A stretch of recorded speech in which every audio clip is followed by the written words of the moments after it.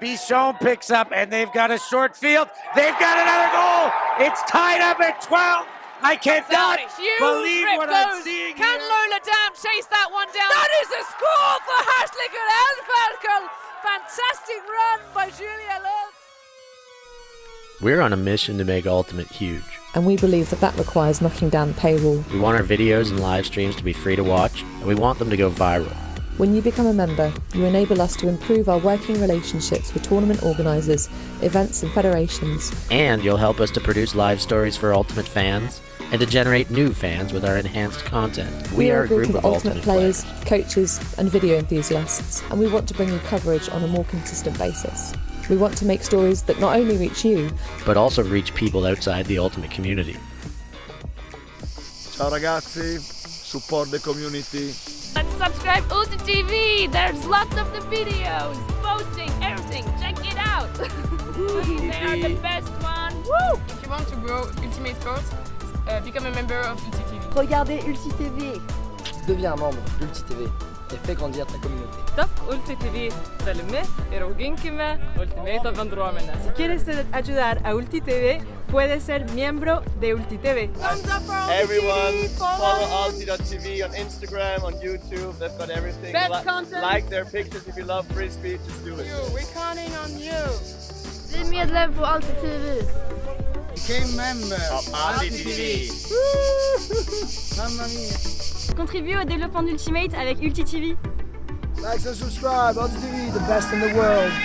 We want to grow Ultimate. we want to grow Ultimate. We've worked with the major federations and the greatest events. We have our signature style 2-camera setup, With thousands of hours of experience, and our crew is globally dispersed to facilitate coverage everywhere around the world. We can also scale back our broadcast with just one elevated camera, or scale up with 2 fields, 2 cameras, and 2 commentators on each. we work with local teams and we all have the same mission, to grow the sport and bring it to new people by providing live coverage and new stories. Become a member today on our Patreon page. And fund our work to cover more events in the future and to bring more stories, ideas and live coverage to the eyes of the Ultimate world and beyond.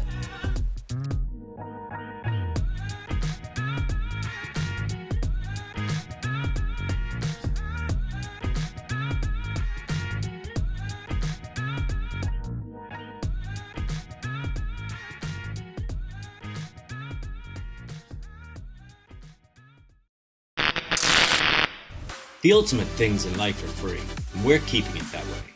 Subscribe to keep up with the latest games, tournaments, and community content. Share it with your team and friends, and drop a like to help spread Ultimate to more people. Spread the word, spread the love. ULTI.TV.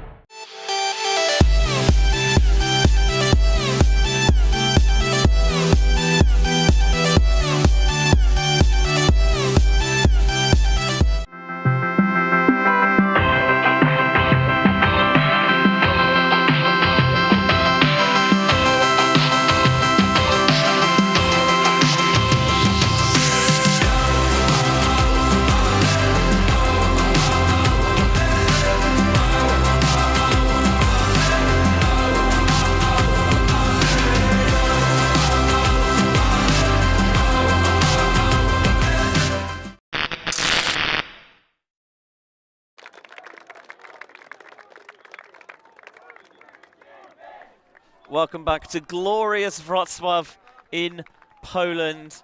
The Joint Juniors Ultimate Championships continues. Our last game of the day here is in the Under-17 Open Division category, and it's the game that was picked by our patrons. If you want to be involved in more of these fights, by the way, patreon.com/ULTI.TV, thanks very much. And you have picked for us Germany taking on France. It's Benji Rees here with you in the booth for the last time today, joined, as always, by Rahel Trosnerova. Hello, Benji. What a day. What a start of the tournament it has been. We've had some excellent games from different categories. We tried to get an even spread, even though it might not seem like it, as we have streamed Belgium twice today. But trust us, eventually every nation will make an appearance on this stream. This time we're on ULTI.TV YouTube channel. Whenever we switch to the U20 category, you will find us over at WFDF YouTube. Please join us in the comments if you want to participate in the discussion, cheering up all of the teams. Make sure to hit the subscribe button, which allows you to post. And we would also like to remind you that this is a junior tournament, so please keep the comments positive and encouraging for the players participating, as we want to retain as much youth in our lovely sport and keep enjoying these wonderful junior tournaments, just like this one here in Wrocław. Yeah, it's a second game of the week for these teams. The way the under-17 Open Division works is there's a big round robin, and the top 2 teams go straight to the finals, with the 3rd and 4th place teams going into the bronze medal match, as you would probably expect. But both of these sides bringing a win from their first games this morning. For Germany, they beat Sweden 11-9, and for France, a 10-8 win over Italy. So both of them already have their first victory on the board. Besides these 4 teams, we also have the Great Britain, Switzerland, Belgium, Israel, and the Netherlands participating in the under-17 Open Division.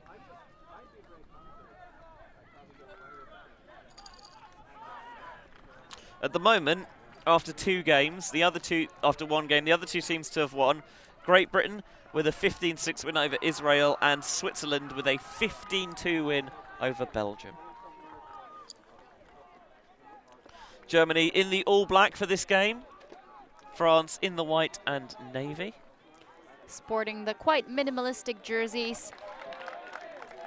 On the French sides, rather similar to the World Games kit of the French team. It is in fact the same design, although obviously tweaked slightly. We cannot say the same about the German side.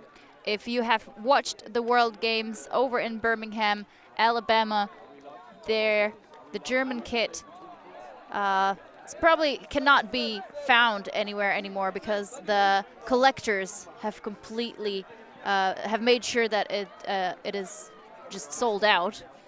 But it featured some big sponsor logos, which is not the case, unfortunately, for the juniors.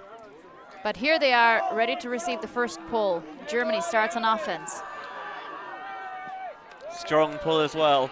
Fielded by Germany, and we're underway for our last game of the day. This is the last division we streamed, our 6th game.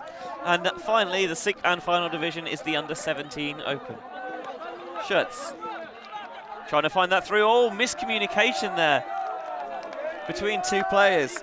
Peitzold and Meyerhofer left it for each other, and this is going to open the door for the French.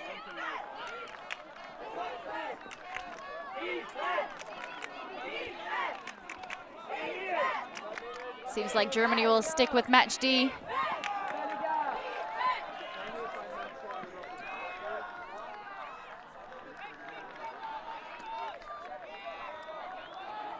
And a stoppage on the play.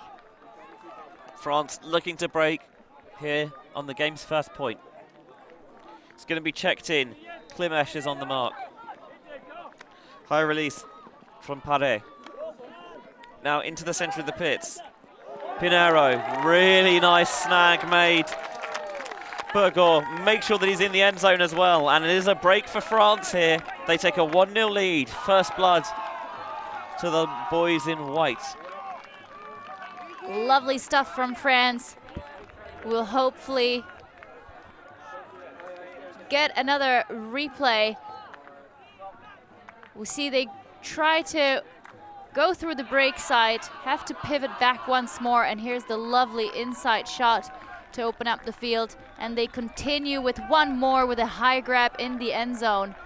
Is number 3 for France, Noah Burgor. Burgor, I would go with.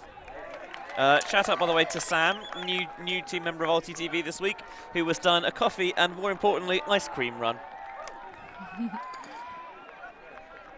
I must say, ice cream tastes good. It is lovely hot weather here in Wrocław. Now that the sun has been out all day, the players' faces seeing some of the first mark of early burns. as the Belgians flag said in one of the earlier games, we are all red, and if we aren't, we will be by the end of this day. Here's a pull out of France. They immediately set up in a wall zone. We've seen quite a few of those. Yeah, especially at the youth levels where players don't necessarily have as much throwing experience and expertise, as many tools in the locker. They're often quite effective as that one is ripped down the far sideline into the hands of Van der Linden. He keeps his cool and resets the disc. It's Unger who put it deep, this time going with the hammer, and it's bang on the money to Gramsch. This Germany team has a little bit of swag, Janosch Unger especially. A lefty overhead throw is something you definitely did not expect from this team. I really hope we get to see that again. There's really not much you can do about that one. And I don't know, it feels like you see the overhead throws less frequently from the left-handers, maybe because they find the more regular breaks a little bit easier. But Unger, who, not sure he needs to be wearing the tracksuit bottoms, it feels a little bit too warm for that, hammers for the score.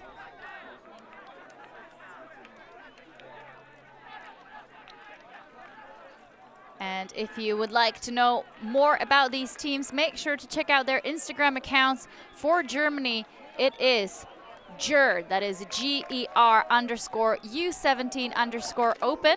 And if you know some French or just want to check out the pictures, go to France_ultimate_U17 open to check out the French side.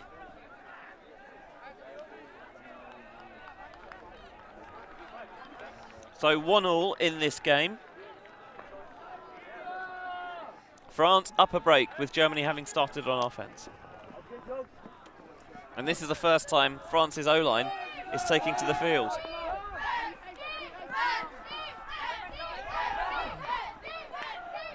On the far sideline, trying to find that one through. Spectacular catch made.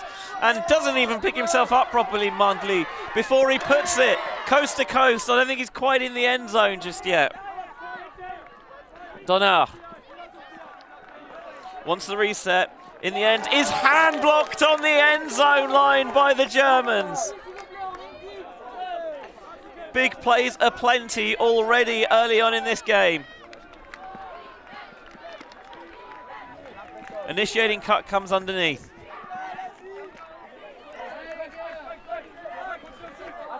Klimesh, who got that hand block, goes towards the sideline. Germany opening it up again, looking towards the end zone, but good pressure underneath it from Donner, who earns the disc back after he was hand blocked before.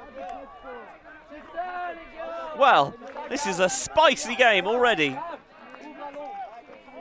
Great stuff on both sides. Some nice deep looks, but also great defensive efforts. Now the France slices through the German cup. Mondley, who we saw have that spectacular layout earlier before immediately putting it deep. Loved the style on show there. This one is floaty. It's going to be reeled in regardless by Chestier. Fallour. Going central back to Chestier, just swinging it around the back pretty comfortably at the moment are the French. Not looking particularly flustered. Lovely lefty put down the sideline. Le Taylor goes to Godon. Working it across the field, really stretching the Germans horizontally here. Le Taylor was appealing for the over-the-top towards the sideline. Instead, they're going to play it slowly. Negre to Godon, and Germany get it back. France struggling a little bit in the red zone. A very low throw from France, trying to go through the break side. Once more denied eventually by German defenders. And they quickly move the disc to the far sideline where the conditions for the potential deep shots are a bit more favorable. Schütz finds Hioch underneath and trying to spiral it towards the back of the end zone. The layout and then the roly-poly back to the feet for Germany. but the catch wouldn't stick. Was just too far out in front. Both sides clearly not afraid to, to look big here, and it's keeping it an exciting game. Betzold with a heroic layout attempt, but that disc was never going to make it into his hand. See that on the replay. He does a back roll to get back on his feet, and he will have to work that much harder on defense. Third possession this point, and immediately cheeky little scuba over the top. Nice little way to find the soft spot of that zone. I have to say, this French team is doing a really good job against the zone. I don't think we have had a team on the stream yet who has been able to work against a tight or well-rehearsed zone defense this effectively. They move the disc really quickly sideways, and they mix it well with some downfield passes. Yeah, and they're not afraid to take those over the top options as well that some teams have been a little bit reticent to go with. On the far sideline, here's that big shot from the French. It's low through the center of the field. Knocked away, and once again, Ilya Mondli rescues the disc. Unbelievable scenes. And then trying to play down the sideline. Well, why not just keep calling Mondli's number when he's going to deliver that time after time? That boy is all over the place. What a way to pump up his team early in the game. Wonderful, wonderful offensive effort, I have to say. He caught the first one, decided he's not going to risk another questionable throw into the end zone. He got hand blocked the last time he was stuck in that corner. He goes backwards and instead attacks the far corner of the end zone once more. Let's see that defense. And the second attempt catch, wow. It is just stupid, to be honest, because Klimesh got a huge hand on that. And then, as you mentioned, rather than go into the end zone, here he takes the reset. Immediately, and the around backhand, again, a bit too low for him. That was interesting. I almost thought he touched the ground with his hand first. But you are the ones who will be the judges of that later. Everyone on the field seemed happy enough that the goal was good. You have to give it to them. When somebody does something crazy like this twice in a row, you just go with the flow. I agree. It looked cool, so call it good. So France adds another one to the scoreboard. So 2-1 the French lead now. A long, laborious hold, but they made it work.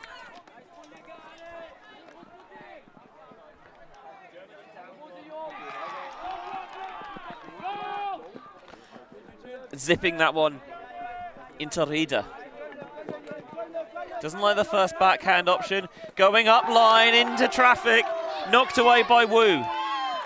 And France clearly pumped up by that last point. Immediately getting a turnover. Perez to Pashi.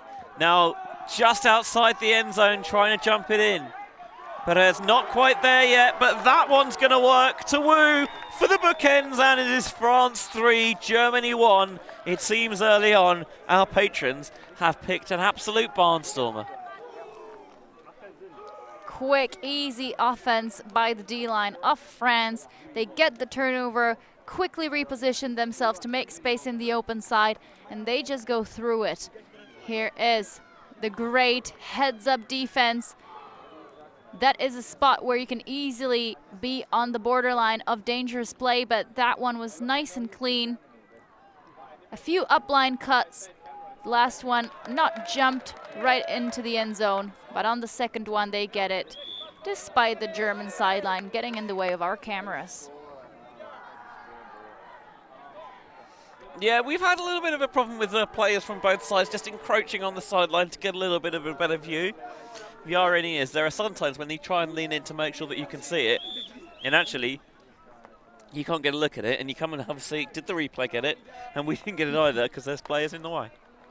Well, in any case, I think we have to give them a free pass. It is only the second day of streaming. The players only getting familiar, and it is our own fault, Benji. We just need to make a little commentator video where we explain the perks of streaming live action from the fields. Just let the players know what is good, what is not. Another one that we love to see is players putting in pronunciation for their first names, which are usually the really hard ones to pronounce for the commentators.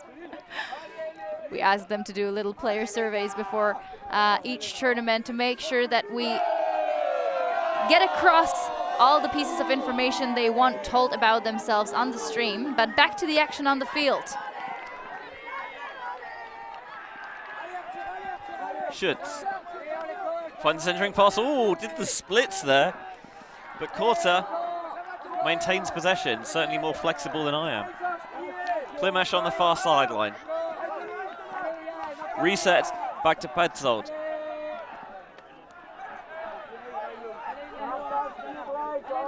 Lucio into a narrow channel, able to find Petzold.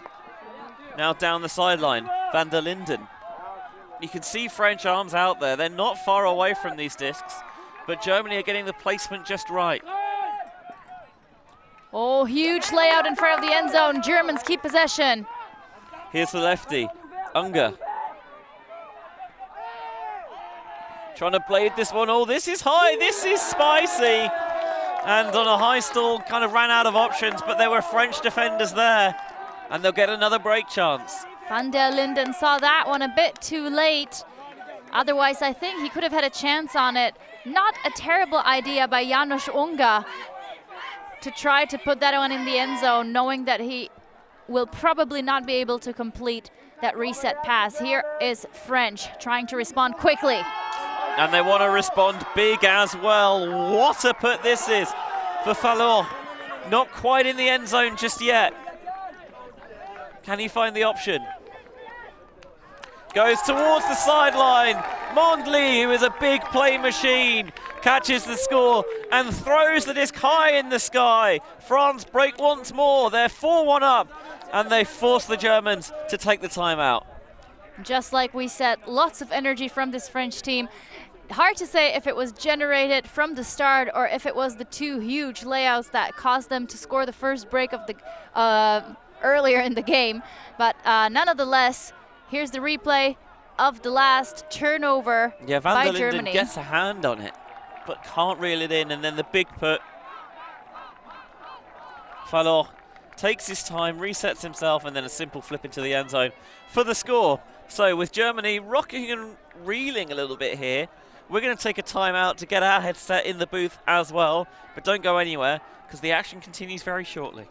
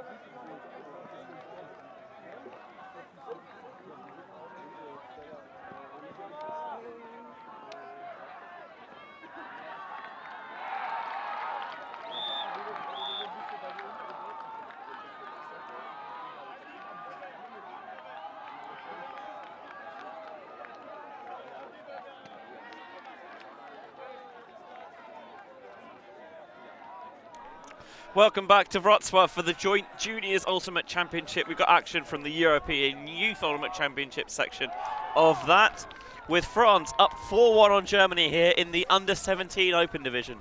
Benji Rees alongside Rahel Trashnerova, and France have come out like a house on fire. Steamin'. And all those endorphins and all that testosterone that they have gathered up in the first few breaks gets shown on that pole as it lands out of bounds. And Germany with a shorter field to work with, also going downwind. You can feel the wind picking up a little bit coming towards us here, and another big play from the French. This time it's Gaspar Caligaro. And just like we said, France with just a little bit more energy in this game. The Germans still struggling to find their pace. Big swing into the center there for Caligaro, who got that awesome layout. This one always popped up and floated, and good read there from Gramsch to earn the disc back for the Germans. He picks up again, he's the lefty, puts up a floaty forehand. It's hanging, will it come back in bounds? Unger's so often the target, he's looking for it. Did he toe it in bounds? I think they're gonna call it out. Several players from both teams signaling the out of bounds. Yeah. We get a good shot of it on the camera there as well. He almost got it though, great read. He got close, yeah. He got very close. France with another chance to break. Interesting setup from the French, starting their cuts from the front of the stack. And here's the deep shot. The angle's going to keep this in bounds, but only to be knocked away by the German defender of Quarter. Denied by Den Quarter. Meyerhofer now stuck on the near sideline, looking for the reset. Tries to squeeze that one up line. Finds the outlet of Gramsch. You can see he's got his hair dyed under that black hat. Dyed to blue, interestingly enough. Yeah, Sorry. not black, red, or gold. Meyerhofer maybe gets a little bit of a bump on the mark.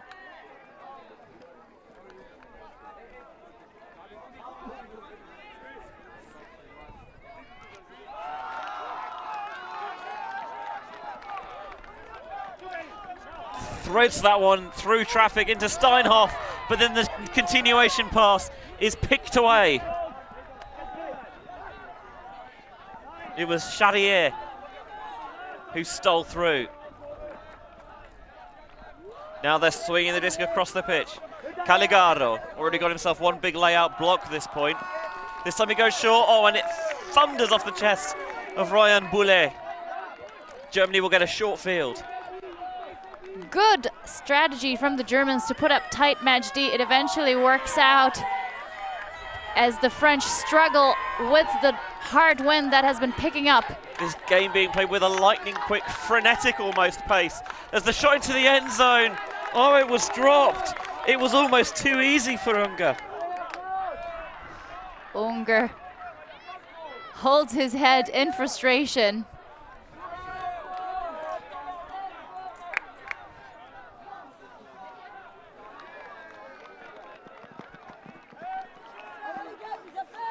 So Charrier picks up. France trying to work the disc the whole length of the pitch here. Gibert uncorks it. He's got a target, chasing it down. The head-banded figure. Calando reels it in, but I don't think he's quite in the end zone just yet. On the precipice of the goal line. Dumps it off and then continues the cut to the break side. The Germans can't stop it. France on fire here. 5-1 to the good. Incredible break streak by the French, and that wind-up, I really hope we see that again. That was a huge forehand. That was upwind. That was so hard, and it was perfectly weighted for the receiver. I do realize there was more players underneath, but it worked anyway. Look how huge that was. That one, that's the last defense by the Germans. Yeah, it was. It's these points have had a little bit of back and forth in them. And this one, I just maybe took his eyes off it. I'm not sure what happened there. An aberration, really, for Unger. And then outside the end zone, I like that this is a cooler head. Okay, there's nothing in the end zone. We'll take the free reset, and then I'll get the disc right back. And Boileau delivers it where it needs to go. Calando catches to make it France 5, Germany 1. I like how these deep receivers, such as Calando, like we've seen it in other games as well, they just have this practice engraved in their brains where they catch it not quite in the end zone where they're usually used to catching the disc. So they just go for the easy reset and then hit the upline cut straight away and go for the score bounced off the handler. Yeah, hello to the over 400 of you watching here on ULTI.TV's YouTube channel. It's been a pleasure to be here today and yesterday as well. And of course the action continues all week from Wrocław, you lucky, lucky people. That is a nice hanging pull out of France, making it all the way into the German end zone. Ansgar Lehmann catches the pull, still count got to be rising here, able to get the break off to Reichertzer. Schwant doesn't see that inside channel, still rising, little pop pass off, hands in the back there. Fallour couldn't quite slow his momentum down. Lots of pressure, Germans sticking with a horizontal setup. They do have deep options, but don't seem to be making any use of them. Yeah, and Rieder was just a little bit frustrated with himself that he couldn't stick the catch. Allowed the France defender turned receiver to streak free. Which was actually not a terrible choice because France turnover on the first pass. So what can Germans do at a second bite of the cherry? Well, actually, you probably would only bite, you wouldn't really bite a cherry, they're small enough. Second bite of the apple we'll go with. Pick your metaphorical fruit. Rieder goes short, shoots. Getting it downfield a little bit now on the far sideline, swinging back. To the blonde hair of Rieder. Schütz with that grey cap has it now. Goes short. Reichertzer making a catch under tough pressure. France forcing backhand, sticking with the match D. Schütz wants to find an option down the far sideline. It's that strike cut from Rieder and only macked on by Reichertzer. Out of reach of Reichertzer. That is unfortunate. He was so free down the sideline. He could maybe hear the French defender approaching. And as I have finally managed to get my stream working, I want to say hello to everyone. Thank you for tuning in. Loving the comments. And a timeout call by Team France. Yeah, both sides have 2 timeouts to use per half, and if you don't use them both in one half, then it's not like you get to carry them over to the next half. It's just a flat 2 per half, and France choosing to take one here with their offense looking a little bit messy on the turn, and trying to open up even more separation between themselves and their European neighbours. We're going to take a brief break here, but don't go anywhere because the game continues very shortly.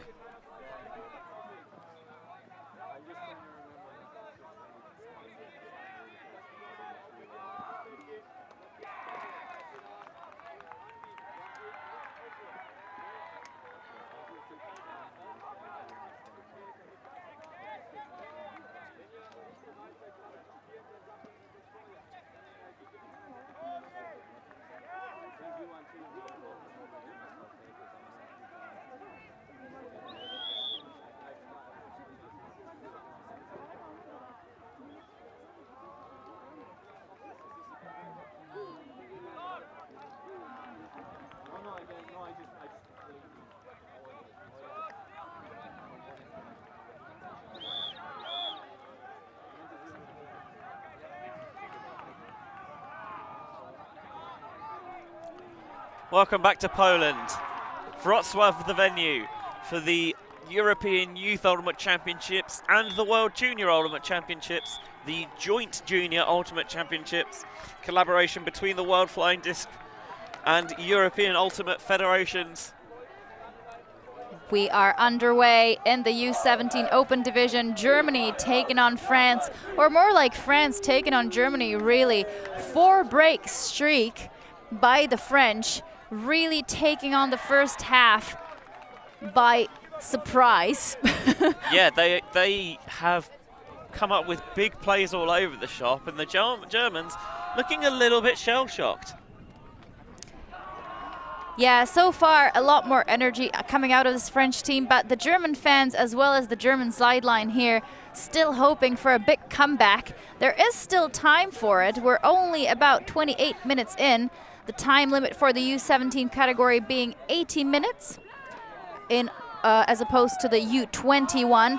Huge ripper forehand for France, but that one a bit too far for the intended receiver. But just like I said, U20 categories playing a 100-minute match each time. And here's Germany with an important chance to break. And they're going to give it right back, just surrendering it over to the French. So a bit of huck and D from the French might pay its dividends. It's a valid strategy if you play it well enough.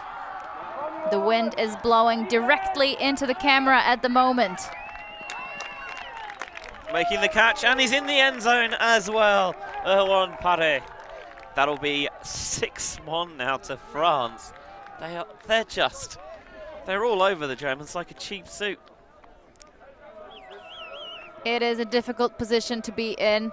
Really testing out the mental toughness invested, mental toughness training invested in these players. But as we often know, if you have some junior coaching experience yourself, you will know that there is plenty to work on with these players. So you kind of don't know where to start when you're entering a tournament in the U17 category.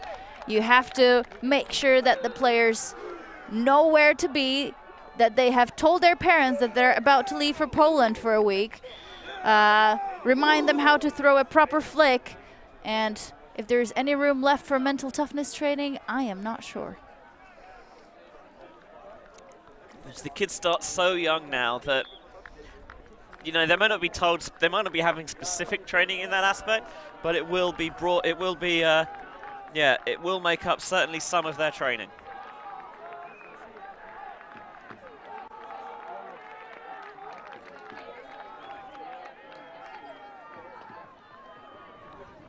So the ball going up to the Germans, looking to snap this 5-0 run that the French have come on. You could almost say the Germans are on a bad skid for now, as that one is pilfered by Boileau. Looked like a split stack setup for the Germans. Oh, Perez fakes the hammer, and the defender was completely sold on it. Fernkorn. This one might actually go back on a pick in the center. Yeah, I think Charret was a bit too open.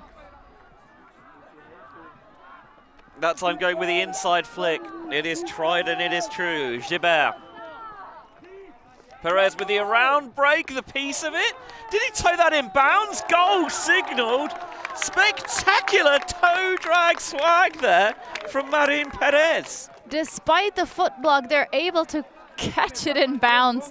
Incredible effort by the French. It feels like it's France's day out there, doesn't it?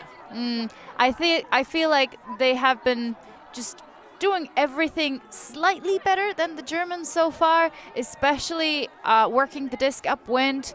They don't seem to have much trouble executing any of their throws. And UT mentioned it's the foot block. It's Perez who gets foot blocked, and Olivier Gibert who toes the sideline. France now just 1 point away from half.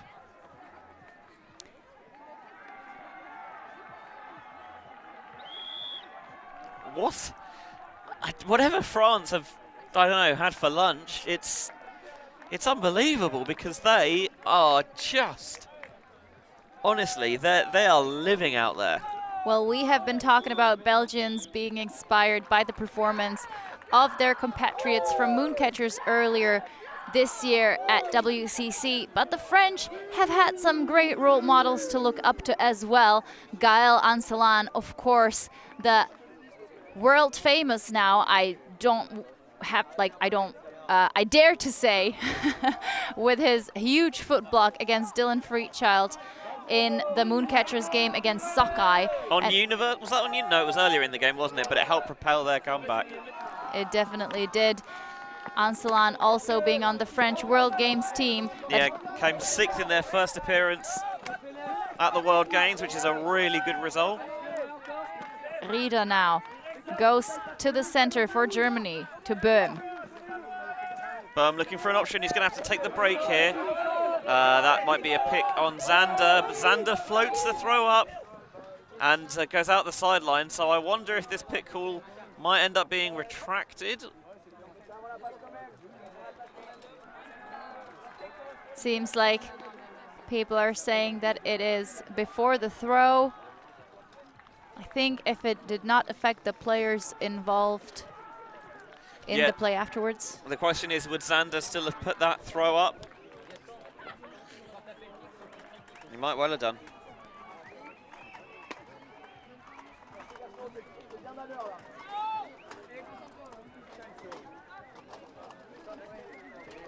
In any case, no game advisors here at the JJUC. Only players' perspectives is what counts.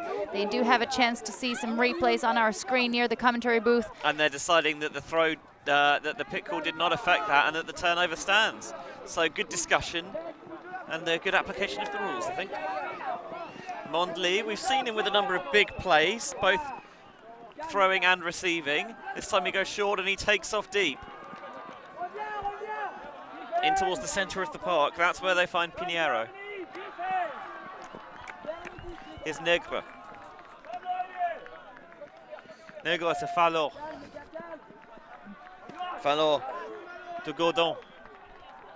France being a little bit safer with it before half, but then they rifle it through the end zone, and there was no way that Noah Bourgon was ever going to catch up to that. Not a bad look. The cut was there, No, the space was open. Yeah, just the execution, but that's just what's going to happen. And I think we need to see a few of those until we can see the big plays on the world stage. German with one more chance on O. Handler clears out. It's a big swing across the field. Van der Linden can't get it, and there's a foul call on the bid from Ilian Mondley. Van den Linden signaling that his hand was touched as he was reaching out for the disc. The players were both attacking the same space, I think, kind of crossing each other's trajectory, and Van den Linden will keep the disc as the foul is accepted by the French. Yeah, you may recognize just a slight change in language in that fouls, rather than being uncontested, are now accepted. Zander breaks it with a really quick break. Lovely stuff from Zander there. Hope to see more. Gets it back from Rieder. Now going towards the far side. Böhm.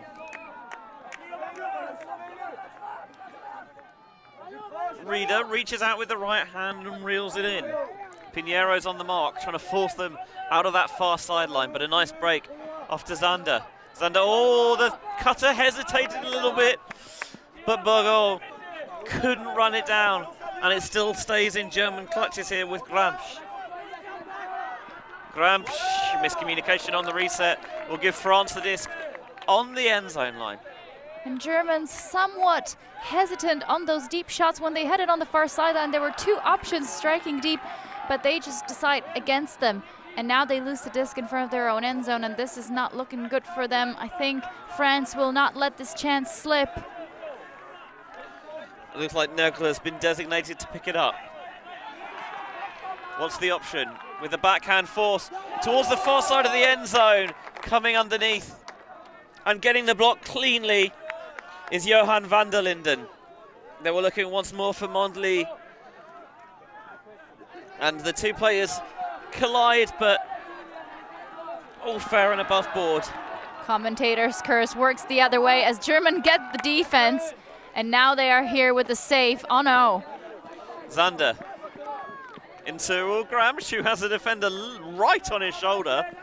Keeping his elbow outstretched to put the mark in his place, but an overthrow. Yeah, through the dangerous, crowded centre of the park. Mondley gets a hand in there, and with everything looking rather fractured and frazzled, you know what, I understand they're calling the timeout here. They've got one more to use this half, and if you put this point in, well, then it's the second half and you get 2 new timeouts to use, and you can't carry the other one forward. So why not use it here? Because everything's looking a little bit messy, and especially at the younger age division, sometimes you do see this where, yeah, both sides maybe lose their composure slightly. They can get carried away, but we will forgive them as this is their first international appearance. Hey, it happens at older age divisions as well. It's entirely understandable. And as we leave you with some nice color shots of the French fans on the sideline and the teams huddling up for the timeouts, we're going to take a short break in the commentary booth ourselves.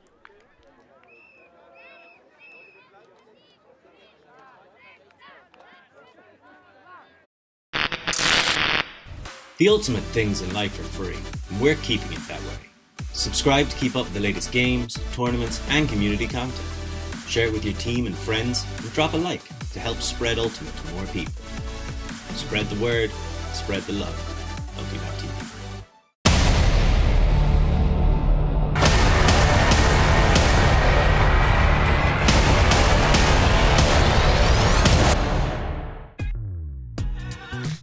We are a group of Ultimate players, coaches and video enthusiasts. We've worked with the major federations and the greatest events. We're on a mission to make Ultimate huge. We want our videos and live streams to be free to watch. We want to make stories that not only reach you, but also reach people outside the Ultimate community. Like and subscribe, ULTI.TV, the best in the world. Become a member and fund our work to cover more events in the future and to bring more stories and live coverage to the eyes of the Ultimate world and beyond.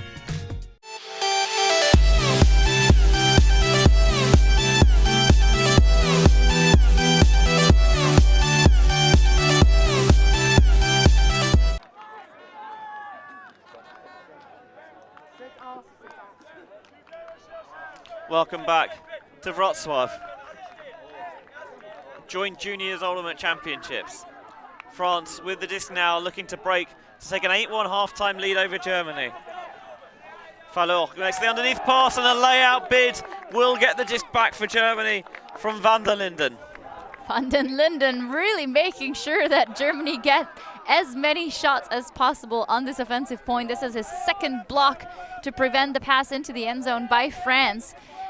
Timeout turning into a turnout. Germany, one more chance. Everything looking very cluttered, but that's a wonderful inside break there. Stepping really forward to get around the mark and access that center of the field. Boom, really working the field.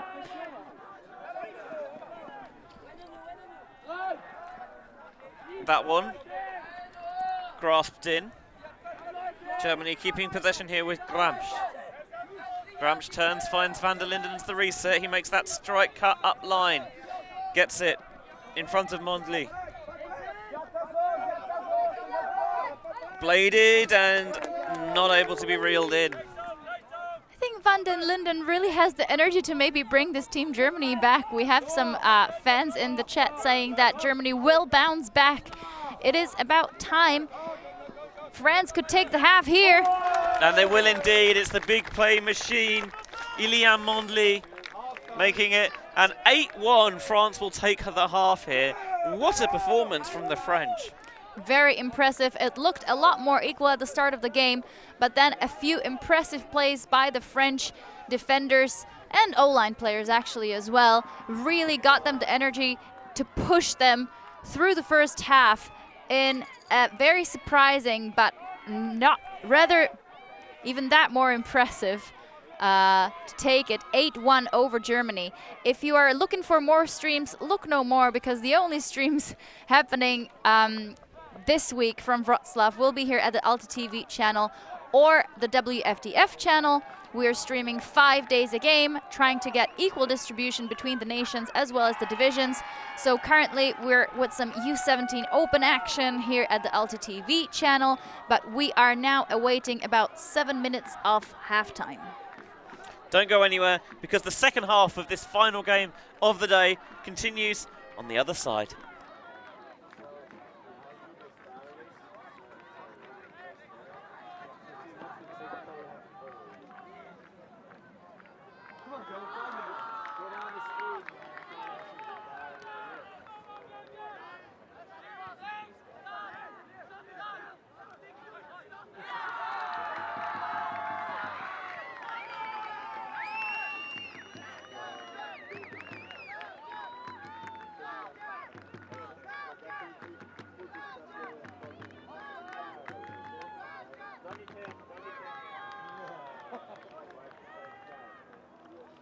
Can I just start up on the scores now that they're showing us out? The scores go crazy now, this is up at like 10 goals.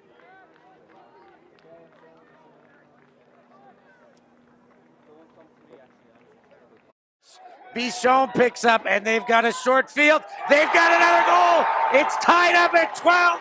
I cannot believe what I'm seeing Can here. Lola Dam chase that one down? That is a score for Härslinger Elfverkel. Fantastic run by Julia Lutz. We're on a mission to make Ultimate huge. And we believe that that requires knocking down the paywall. We want our videos and live streams to be free to watch, and we want them to go viral. When you become a member, you enable us to improve our working relationships with tournament organisers, events and federations. And you'll help us to produce live stories for Ultimate fans, and to generate new fans with our enhanced content. We are a group of Ultimate players, coaches and video enthusiasts, and we want to bring you coverage on a more consistent basis. We want to make stories that not only reach you, but also reach people outside the Ultimate community. Ciao ragazzi, support the community. Let's subscribe ULTI.TV. There's lots of the videos, posting, everything. Check it out. They are the best one. Woo! If you want to grow Ultimate Sports, become a member of ULTI.TV. Regardez ULTI.TV. Deviens membre d'ULTI.TV et fais grandir ta communauté. Stop ULTI.TV. Dalymi ir auginkime Ultimate bendruomenę. Si quieres ayudar a ULTI.TV, puedes ser miembro de ULTI.TV. Everyone, follow ULTI.TV on Instagram, on YouTube. They've got everything. Best content. Like their pictures if you love Frisbee. Just do it. We're counting on you. Bli medlem på ULTI.TV. Became member of ULTI.TV. Mamma mia. Contribue au développement d'Ultimate avec ULTI.TV. Like and subscribe, ULTI.TV, the best in the world. We want to grow Ultimate. we want to grow Ultimate. We've worked with the major federations and the greatest events. We have our signature style 2-camera setup, With thousands of hours of experience, and our crew is globally dispersed to facilitate coverage everywhere around the world. We can also scale back our broadcast with just one elevated camera, or scale up with 2 fields, 2 cameras, and 2 commentators on each. we work with local teams and we all have the same mission, to grow the sport and bring it to new people by providing live coverage and news stories. Become a member today on our Patreon page. And fund our work to cover more events in the future and to bring more stories, ideas and live coverage to the eyes of the Ultimate world and beyond.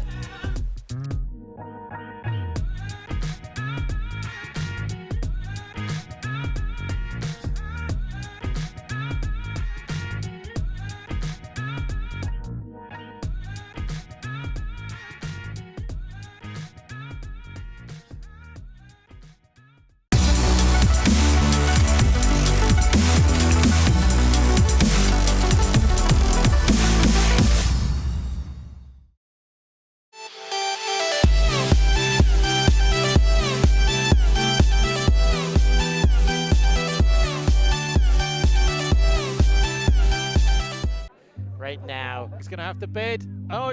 Just a football.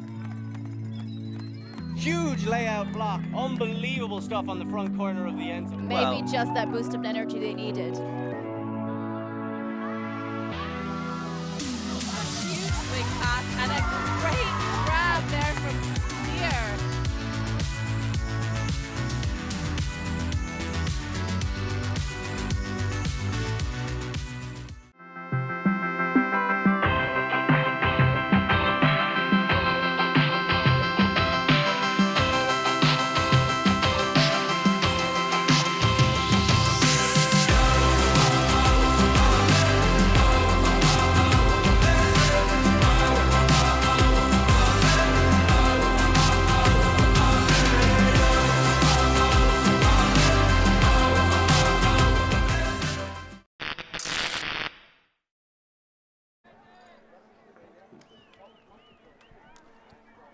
Welcome back to a gorgeous sunny early evening here in Wrocław, Poland.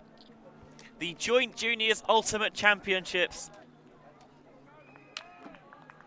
Wrocław the venue, and we're showing you our last game of the day and our first action from the Under-17 Open Division, with France taking half on Germany 8-1. Benji Rees alongside Rahel Toshnerova as France begin the second half on offense, and they were so good in that first half. Do you think they can keep it up in the second period here? It seems like the energy has been there throughout the first half. I don't think halftime is going to stop them. But they haven't been on 0 for a while, starting a point in any case. And this will be the first time after quite a while they take it from the brick mark. It's only the second time they've started on offense all game. And it seems like we'll be seeing some new faces from France, but a defender gets a hand on it for Germany, preventing the follow-up pass. Meyerhofer picks up. It was Glimesh with the D. Here's Petzold. And just a complete miscommunication. Thank you very much. Just couldn't remember what the English word for it was. I believe that was Tristan Wu with the run through D. And there's a little bit of a discussion here. I'm not sure what's going on. Seems like Van den Linden has started counting a bit sooner. Great second attempt catch by France. They keep it alive. Yeah, Boulet nearly had that one deed. Everything in very tight here from the Germans, looking for something different defensively.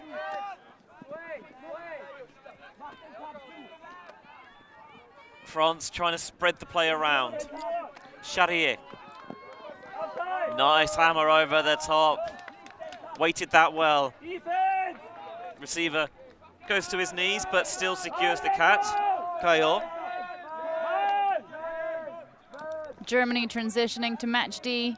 I like that zone look from them a lot. I wish their O-line would be able to put it on after their turnover. France shooting for the end zone and their second possession of the point. He's just about good enough after that early fumble. And Johan Pachy makes the catch to make it France 9, Germany 1. If you're heavily invested in the results and journey of these teams, you can follow them both on Instagram, France having the tag of France_Ultimate_U17 Open, whereas the Germans can be found at GER_U17_Open. Thank you everyone for tuning in the YouTube channel. Comment section is available for every person who kindly hits the subscribe button. It has other advantages, such as you being reminded about every game that we will stream this week. This is unfortunately the last game of today, but plenty more action coming your way starting tomorrow. There is indeed. The hits just keep on coming here. Couple of more games that you can still vote on tomorrow. Action from the under-17 and under-20 women's divisions. One of each. You get the chance to vote for which games we stream, and you can find out. You can find the vote, I should say, on our Patreon page, which is patreon.com/ULTI.TV.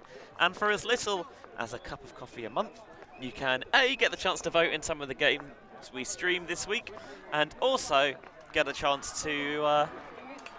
B, you meant to say support the spread of free ultimate coverage worldwide.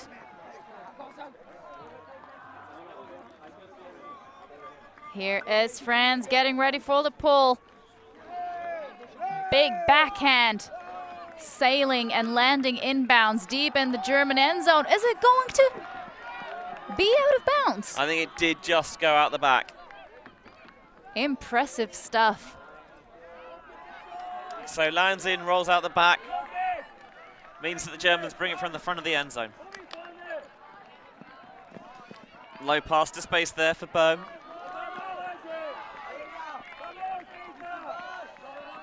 Bohm wants to try and take on this break. Open up space for the offense. Van der Linden. Low, and the hand in there from Pinheiro will earn the disc back for France. Reichertse quite frustrated. He thought he was covered, didn't really expect the pass. Unga will set the mark.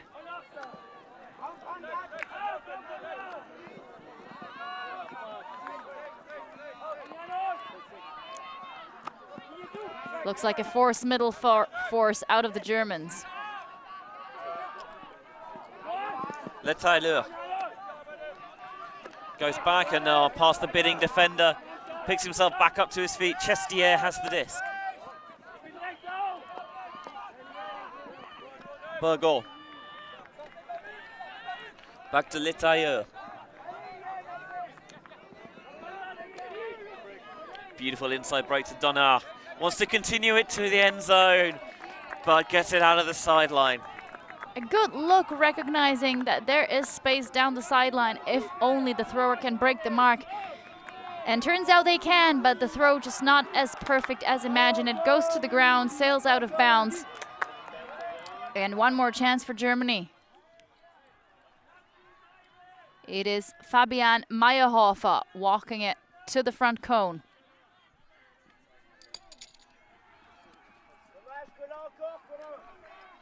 Unga puts that one out into space where he finds Gramsch. Gramsch to Bohm. Bohm with the reset, bobbled, but Reichertse makes the catch anyway and now goes back to Bohm. Bohm, van der Linden reaches out the right hand but can't snag it. France appealing for patience and calm.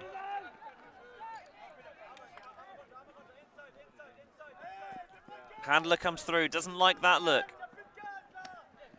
Goes central instead. Mondli. France happy to work the handlers, waiting for the short undercuts. Not too many deep shots in this game so far. Burgos, the Chestier. Le Tailleur. Getting very vocal about what he wants from his team. Yeah, France, clearly there's been a directive to be patient, be chilled with the disc. Mondli, who, I don't know if that's in his nature, seems to thrive on the big plays. And with the stool rising, he might have to go to one. A flat hammer to the back of the end zone, just trying to find a bailout, and it doesn't succeed. And I think Konrad Gramsch got a hand on that one. We see him fist pumping. I think he really might have gotten a little touch on that. Another chance for Germany. Bohm picking up this time.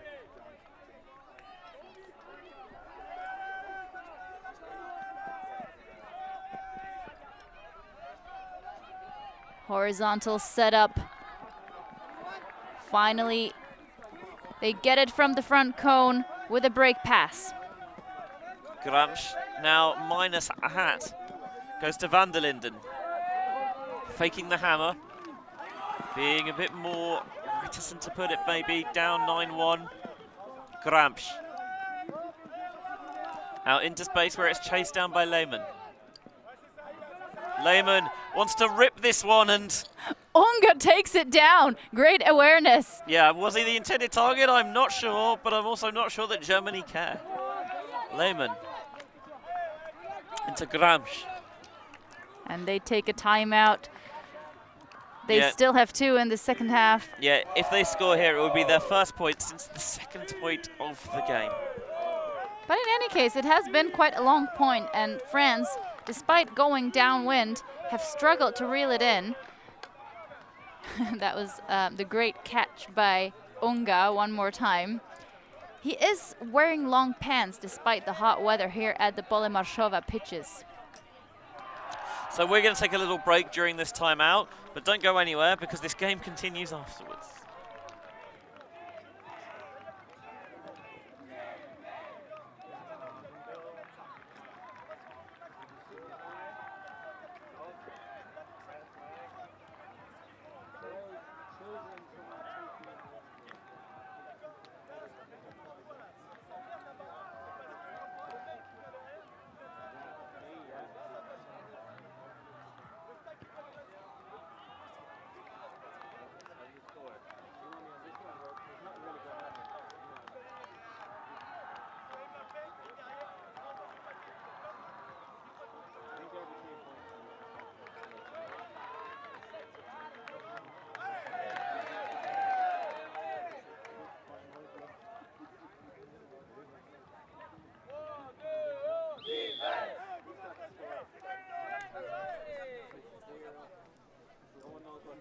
Welcome back to ULTI.TV's YouTube channel and the Joint Juniors Ultimate Club Championships here from Wrocław, Poland. We're in the European Youth Ultimate Championships Under 17 Open Division action. France 9, Germany 1 is the current score, but Germany have the not too far from the end zone, looking to get back on the board for the first time since they levelled this game at 1 apiece. While the score might seem one-sided, we have seen heroic efforts on both sides. The German team really unwilling to give up on this game just yet. We've seen some great defensive plays. And it's just a little bit of a struggle on the O side of things. But will they prove us wrong? Will they add another one in the second half? And on the first pass, overthrown and rescued by Van der Linden. Well, that's not what they drew up out of the timeout, but at this point, just take it. You take those all day. I think that is well deserved from Van der Linden. I feel like he has been really pushing the team with his energy. He's had a couple of blocks earlier in this game, but great to see the French keep the spirits up right after they get scored on. We immediately hear their little cheer designed for these occasions. They know that they're up in this game. They know that they're able to bring this in, but very good for the German fans and the fans here in Wrocław on the sideline to see Germany finally add another one to the scoreboard.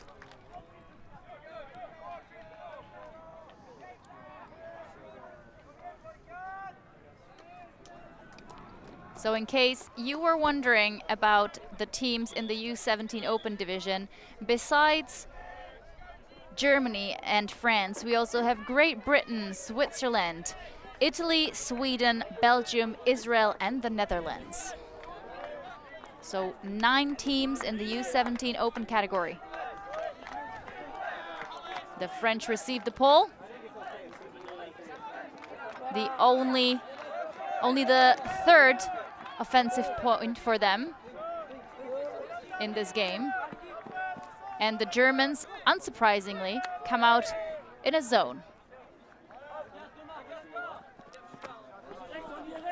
The French battling the wind. Calando gets it off the sideline. They continue with some give and go action. Travel call will stop the play.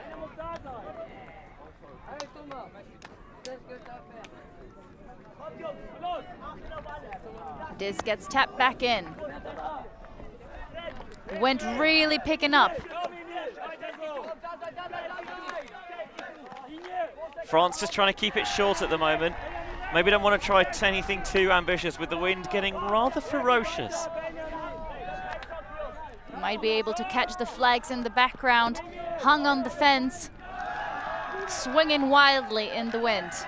Well, some of them aren't because they're attached, but the ones that are moving can help you determine the direction and strength of the wind. The French keep possession so far. What I like is that even though they've got on this sideline, they got it off this trap sideline very quickly, and now they've gone all the way to the far side. Boileau goes back to Caligaro. Now shooting down the sideline, tough catch made under pressure by Calando. Wonderful patience by the French boys.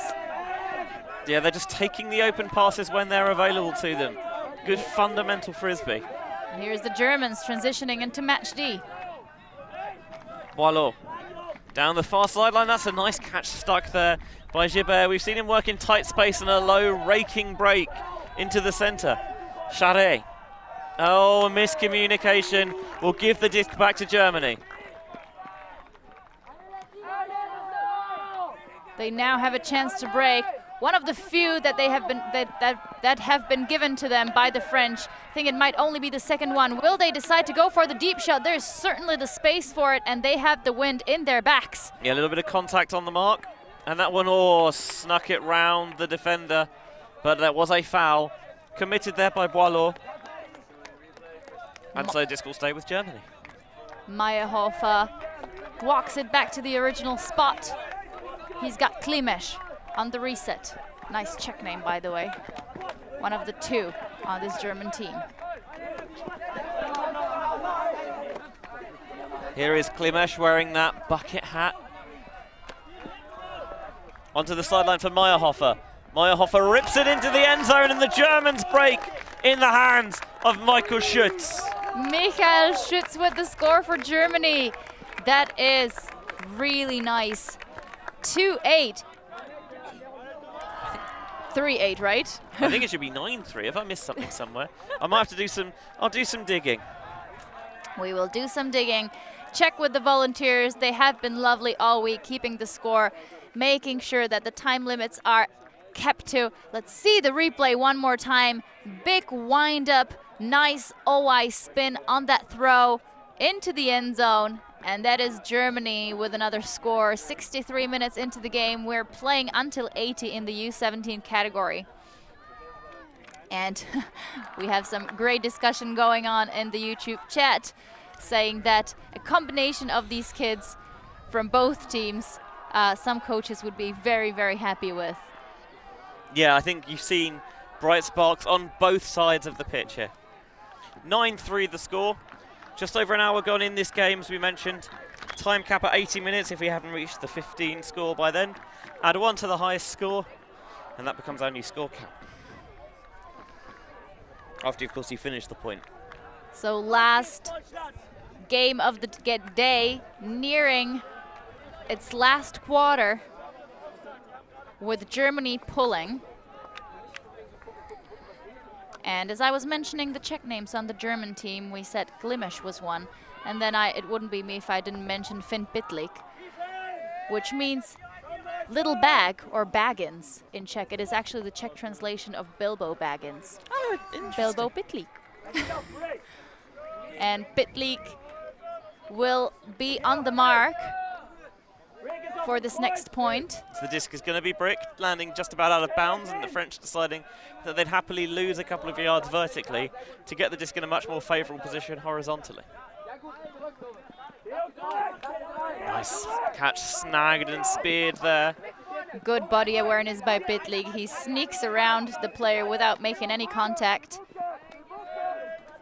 as the French patiently swing or else take the gainer. Yeah, and then into the centre of the pitch. Now running a little bit of throw and go, Mondley gets it into the hands of Pal. Centred, nice break around. A little bit behind, but adjustment well made. Germany transition into single coverage. Negre has the option on the far side, gets it past the bidding defender Ravunga into Mondley's hands. He likes to throw himself around that one, doesn't he? Yes, I think, to be fair, I think a lot of the players from both sides do. That's true. Now some nice, calm instructions from the French. Any idea what he wanted downfield? A nice vertical stack where cuts can actually develop. Huge fake puts Unger on the ground. Yeah, take a big old monster munch out of that one on the mark. Faking the deep look, doesn't like it. Wants it through the inside channel, doesn't see it, still count rising. Resets to Le Tailleur. I must say, this is a really good, disciplined red zone defense. But finally the option opens, coming towards the near sideline. Bit of a slap of hands afterwards as well, and France stop that mini German run there as Noah Burgot makes the catch to make it 10-3. Good fight.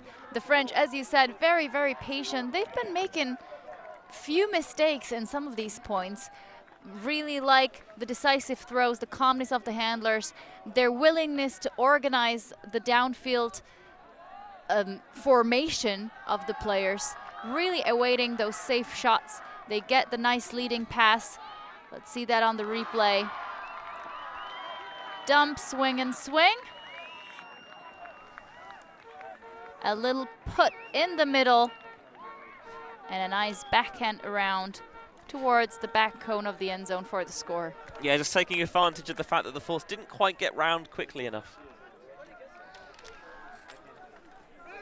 The things you notice, Benji. Aren't you an expert? I mean, I try.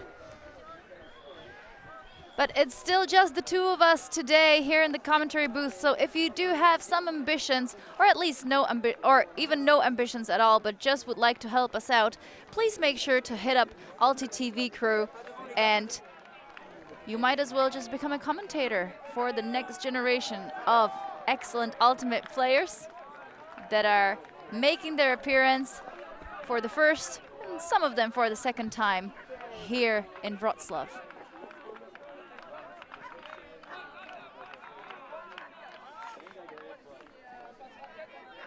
So just over 10 minutes left before the cap comes on. Can Germany mount the most unlikely of fightbacks? The French sideline disagrees. I mean, the way the France have looked so far this game, you understand why.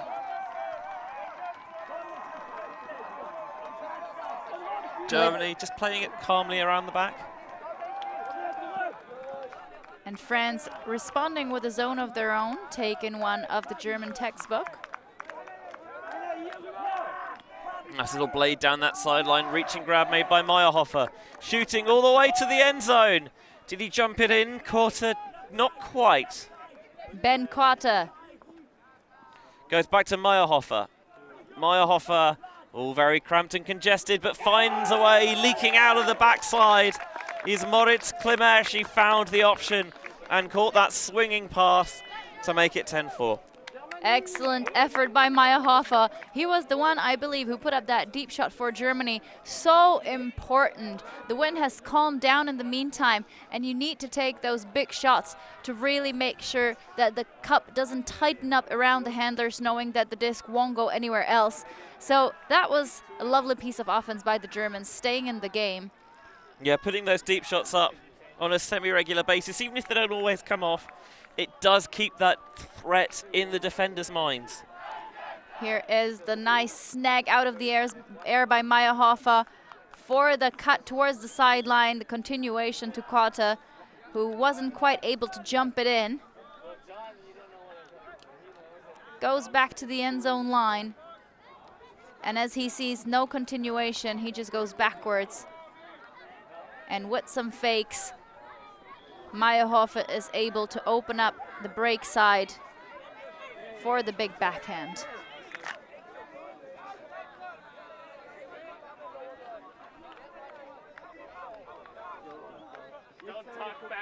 So 10-4 the current score here in Wrocław. Last game of the day for us, but don't worry, because we have 5 more games for you tomorrow as well.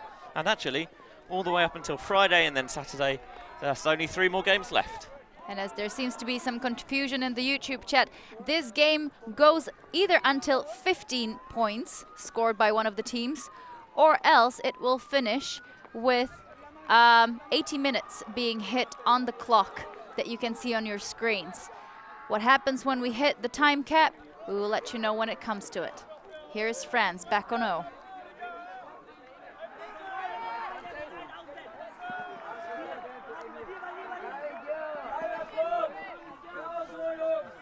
France trying to find options downfield, but none look particularly appealing. Pechard wants to run a little bit of give-go there with Mondli. Seems like a junky look on defense from the Germans. A bit of switching. Trying to prevent quick continuation, but it doesn't work. At least for now.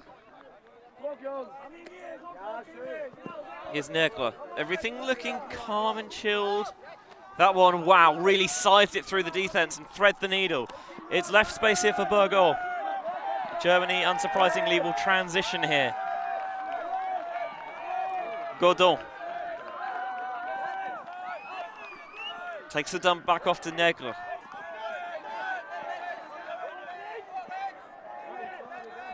Negre with plenty of time to show everything he needs to show and say whatever he needs to say. And that one just zips through the hands of Mondli. A bit too much talking, but I understand what he was trying to do. But disc with the Germans, Klimesh on the sideline.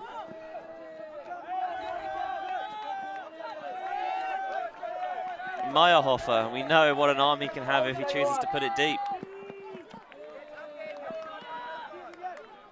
He has it in his hands now. Pops it off. Shoots. Thought about shooting it as well. Yeah, that cut was a bit too deep. Klimesh. Back into the hands of Schutz. Now it's going to go down that far sideline. Van der Linden will track it to the back of the end zone. Van der Linden with another score. He's been huge for Germany. Jumps up in celebration as they add another one to the scoreboard. They go up 5. And suddenly it looks much different than the 1-8 score we had at half. Yeah, 4-2 Germany so far in this half. The question is, have they left themselves too much to do? When you're that far down, your margins for error are so fine. Completely agreed, but let's see that big backhand one more time. There were a few opportunities to put it, but the receivers were a bit too deep, and finally it works out. Love to see that that deep game has really opened up some options for this German team. I also very much enjoyed the different defensive look that they started off this point. This point off with. Quite too many prepositions in that. It's all right, you got there in the end.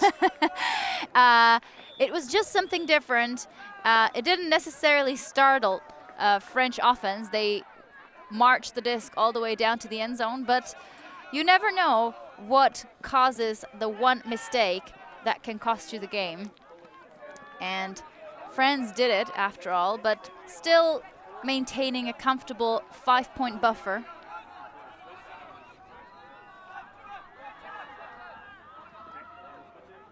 A huge thank you to all of our new patrons who have signed up today, helping support our coverage here at the Joint Junior Ultimate Championships, and Germany are going to be called offside. Some happy parents at home supporting free streaming of Ultimate. We very much appreciate it. Thank you so much for watching and supporting your not so little ones anymore, but we will make sure they try to make it on the stream as often as possible. Here's France faking big. Yeah, our coverage getting all the way across the 6 divisions here, open, women's and mixed in under 20 and under 17s, as this one is chased down on the sidelines by Wu, and we're trying to make sure that we get every country covered here as well. Gibert going backwards now, Caligaro. Back to Gibert, and he finds a comfortable option in the end zone, maybe too comfortable in fact, because a pick's going to be called, and this will send the disc back into the hands of Gibert.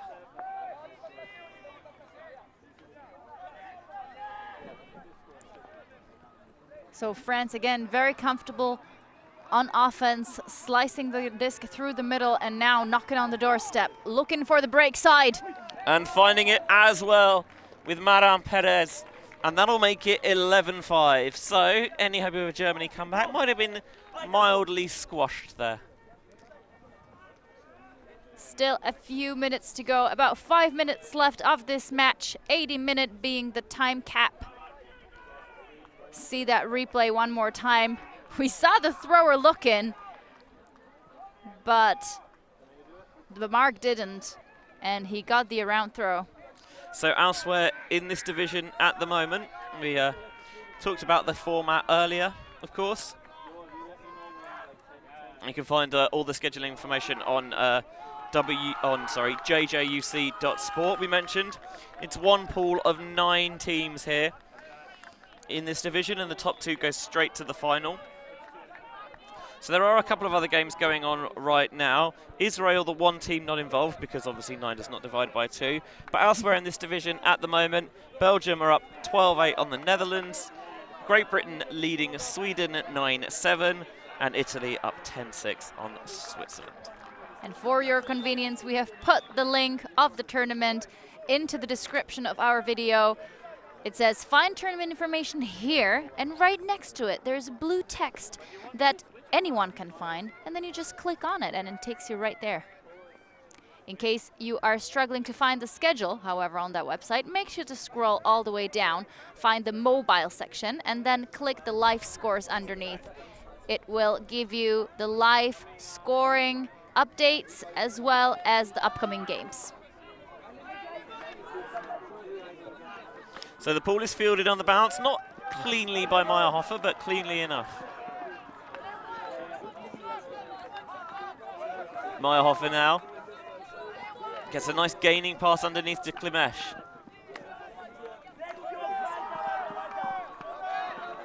Fernkorn. Back to Meyerhofer. Klimesh goes to ground but does maintain possession. Klimesh thinks about the deep shot, but the French now aware that this is something that they need to be aware of, giving the Germans more space for the undercuts. On that sideline, can the Germans get themselves out of the trap? They can with that swing to Klimesh, and now continuation down the break side. The French defense gets reset. Meyerhofer wants to go up line here. He's got plenty of space. The force does a really good job of coming around to stop that throw going. Good awareness. That one off target for Meyerhofer. That is unfortunate. It is a rough task to do an undercut and catch the disc safely when you're looking straight into the sun that is trying to get behind the trees on the other side. A wide open French receiver downfield. This throw is going to hang though. Coverage in the area and a towering grab made by Erwan Paré. Pops it into the end zone for Gabriel Donard, and the French break to make it 12-5. Klimesh and Petzold get there on time on the hanging backhand. They make up the ground, but the height advantage and the high jump and good positioning from the start make it the disc of the French. Let's see that on the replay. They make up the meters. Yeah, I thought initially that there was too much air on this throw, but evidently it's just trust placed in receiver, and that faith was very much repaid. I think it was also slightly a case of the two German defenders not able to decide quickly enough who's going to go for the D. And France locking their eyes on the disc. Going up as we enter the last minute of the regular time. Yeah, so the time cap will go on this point, so we'll either have Germany scoring, and that would give France, that would let France receive, turn it in this game on offense, or if France can break here, they'll pull and they'll try and win it on defense.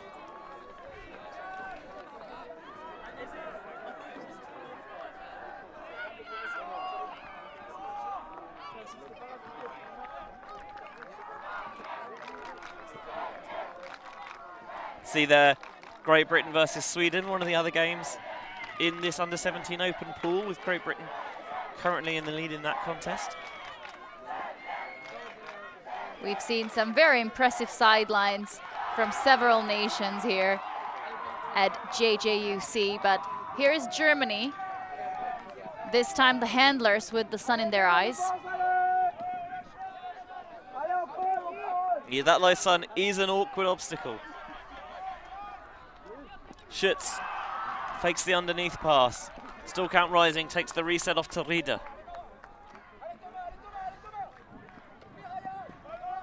Defender overcommits a little bit there, but they can't get the throw off to space in time, and now Boulet gets back into position.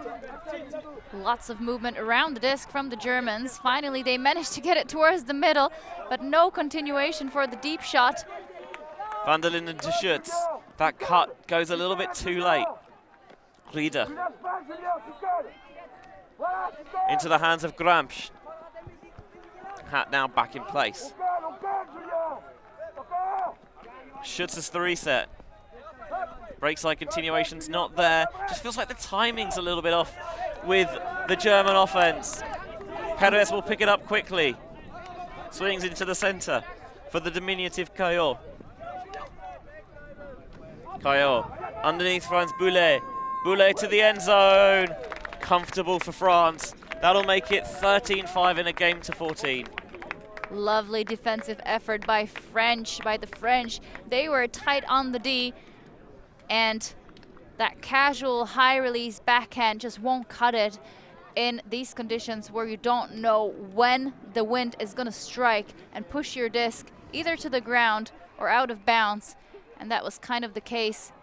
Here's the big forehand, huge gainer, and immediately continuation. Really nice flow out of these French boys. They just seem to have a cut or even two ready immediately after the disc is caught. And they're not stupid cuts. They're cuts into space that is very dangerous. Yeah, it looks very natural at the moment for the French. 13-5 the score in this last game of today.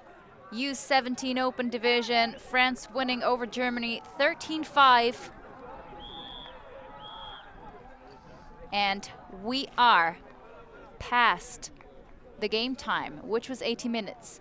That means that if the time finished in the last point, which we believe it did, we will now add one more to the top score, which is 13. So we'll play a game to 14. And what that does mean is that France, is always the case, you have to score that final point to win.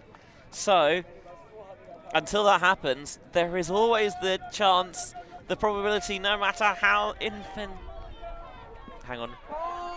infinitesimally small, that the comeback is still there. I doubt that any of our German or French viewers know what that means, Benji. Even I have never heard that word in my life. But that is okay. We're ready to expand our vocabulary as we watch the potential first game point with Germany on offense. Klimesh. Here's Meyerhofer coming underneath with that bright white hat. Unger uncorks the bomb.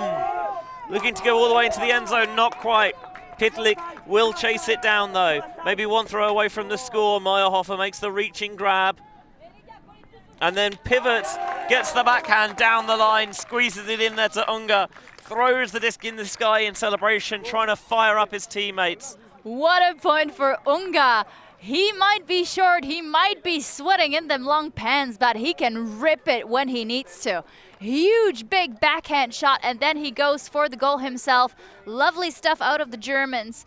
Good thing for them to stay in this game, but I don't think that, that the French will allow a comeback.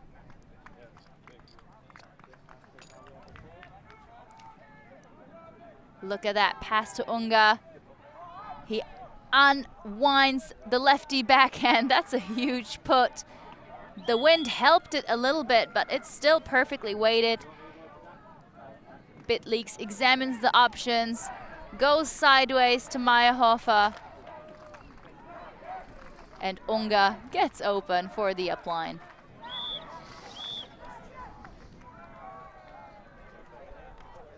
So France still 1 point away from victory. Can Germany mount some breaks and shiver the French timbers? We would certainly hope to see that, because as commentators, we're always rooting for equal games just to hear our voices longer. I mean, I don't know about you, I hate the sound of my own voice.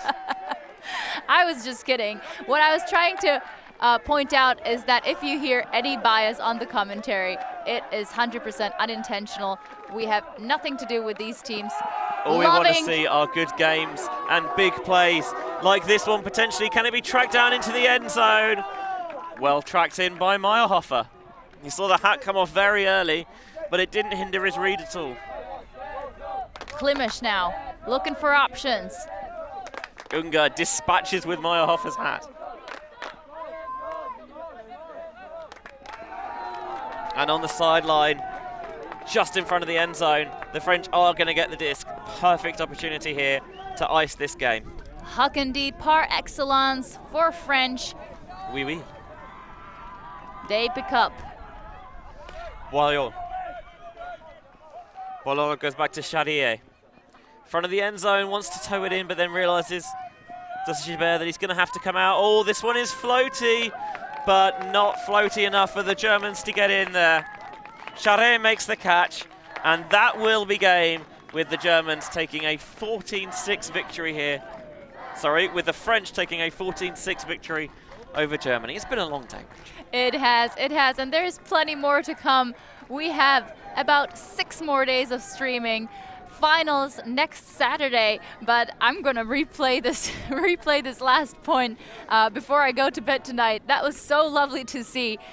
You saw the French stack set up in the middle. Here's the ripper backhand that wasn't successful first for France, unless they were immediately going for the Huck and D. Here is the turnover on Klimesh. Just a big hand in there from Olivier Gibert, and he throws the winning assist as well here. Tried to toe it in and then realised that he was going to have to come out of the end zone because Klimesh was lurking behind him, and he floats this throw a little bit, but Charret still makes the good read, the correct read, and brings it down. And that draws an end to our coverage here of our coverage, but actually no, because we are going to follow the game that is happening on the field slightly further away from the camera. Yeah, that is more under-17 open division action. Great Britain versus Sweden, currently 9 apiece according to the live scoring online. So this could be universe. You can hear the Sverige, Sweden chants on that far sideline from some of the other Swedish teams in attendance. GB's patience really being tested here. We see them try and get up and get energized at various points in this contest. What can they do? Have they been inspired? Are we seeing another future Justin Ford on the field? If you're British, one can only hope.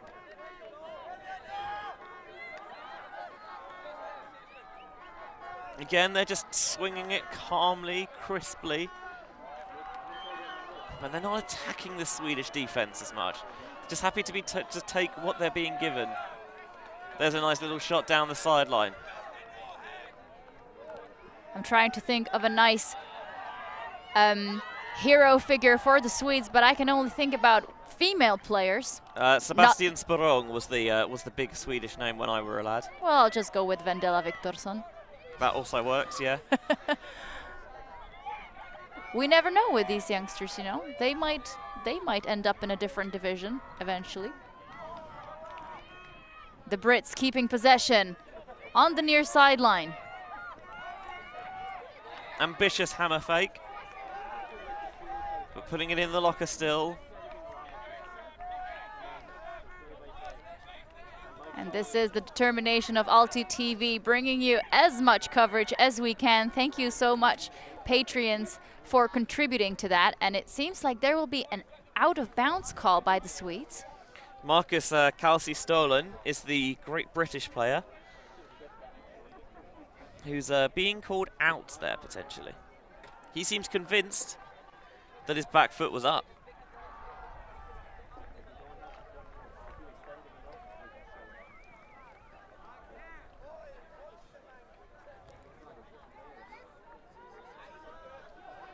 Unlike the World Games or the World Ultimate Club Championship, there's no advisors to offer their perspective to the players here at the Junior Ultimate Championship, the Joint or Joy Junior Ultimate Championship, as we like to call it.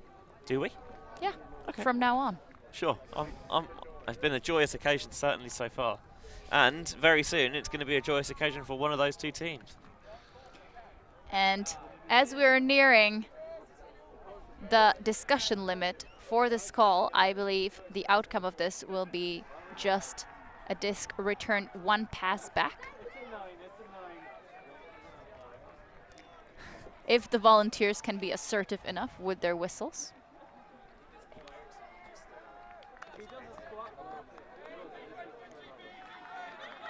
And they're going to call it a turnover. So just when it seemed like actually it was going to be sent back,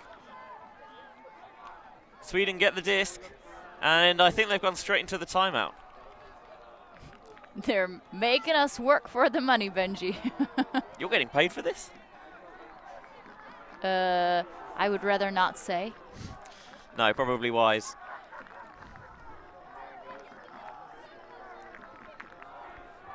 So have a look at the beautiful venue of Wrocław. the host of many, many European and World tournaments. Yeah, it was the host of the last European Youth Ultimate Championships back in 2019. We've already been here this year for European Masters. Hosting all categories, regardless of age. No discrimination there. It looks like Belgium versus Netherlands on the pitch right over there.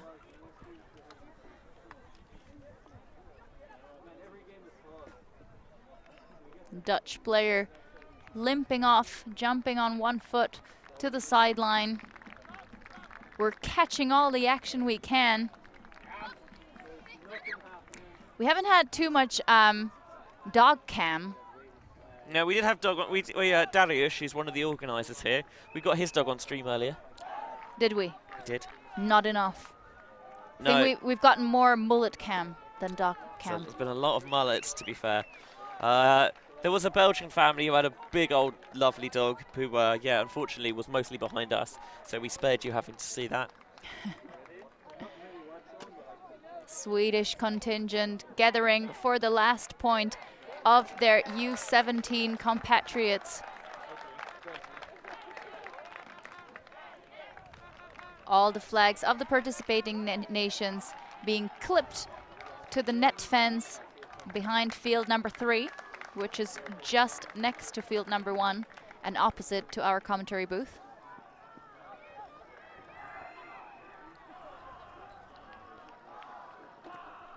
It should be interesting to see how Sweden choose to set up off the stoppage.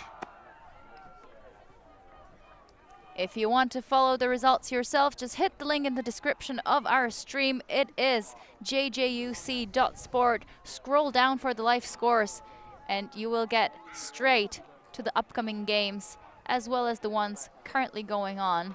Although, of course, this is the last game of the day, so while you've got a little bit of time, you can still vote if you are a patron on the streamed games for on at least some of the streamed games for tomorrow. Some of our patrons coming out of Sweden. Paul Eriksson, namely, thank you so much for your contributions. Please keep them coming. Yeah, he's doing a little bit of camera work on his own on the far sideline. The options for you: we will stream one of the under-17 women's games, Belgium versus Sweden, France versus Italy, or Germany versus Great Britain. And of your under-20 choice of games is USA versus Austria or New Zealand versus Germany. So the sun still refusing to leave the field and hide behind the trees. Long summer days, torturing the players on the pitch. Sharp light entering their eyes as Sweden continue to work their way down the field. This would, according to the seedings, be a bit of an upset for the Swedes. Great Britain the nominative 1 seed, Sweden the 6th seed, although with one big pool, seedings don't necessarily matter that much. We've talked about this before. U17 category bringing us all sorts of surprises. Sweden still able to keep possession despite the tight match D from the Brits. This is the second defensive layout attempt out of the British. On the far side, Olsen finds an option, just popped into the centre and not connected. And an overthrow forces a deep shot immediately, but the receiver had no idea where that disc was going. I think he stopped as well because there was a call. There were a lot of arms waving and it did seem like he turned around to look at what was going on. I'm not sure what the call was. That was quite confusing because the Swedes first stop and then decide to continue and chase the receiver who was streaking deep from Team Britain. And now we're going to be witnessing another discussion, completely understandable given the circumstances. In the meantime, the game that has just finished on field number 1 brings the teams France and Germany into a post-game spirit circle, an occurrence that has become quite regular at WFDF and EUF sanctioned events. And see teams even going for pre-game spirit circles now as well to try and get any potential issues headed off at the pass. That is what I meant. I feel like most teams have been doing post-game sprint circles. Well, there are some, for you know, some there time. are some where, yes, it's expected, but often teams, you know, especially at certain tournaments, you get locked in the zone and you forget to do the basics. But it's always important to address any issues you might have had with your opponents and, yeah, try and keep the good vibes going. So once more, we are awaiting the whistle of the volunteers signaling the end of discussions and the need to decide what's happening. I can see a 0. Please stop, Milan. Don't let that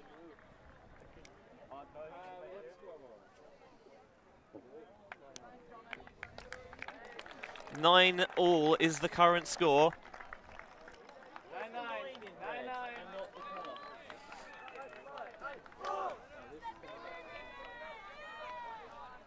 So the resolution, I think, is that it's going to be Swedish disc.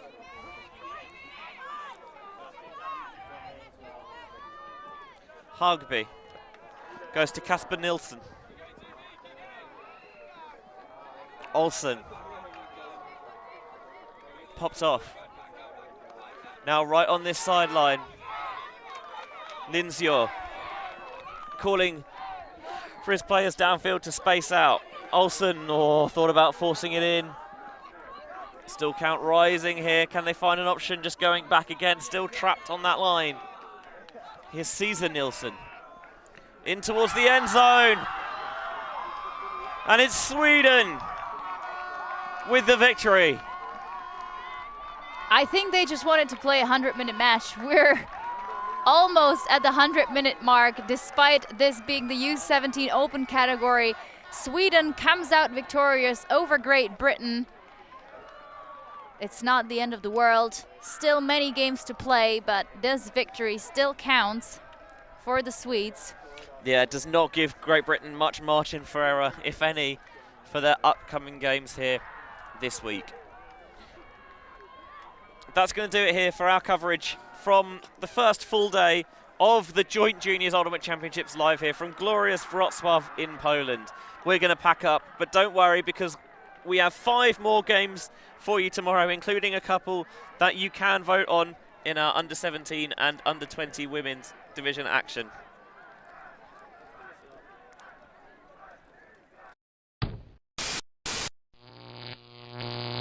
ULTI.TV.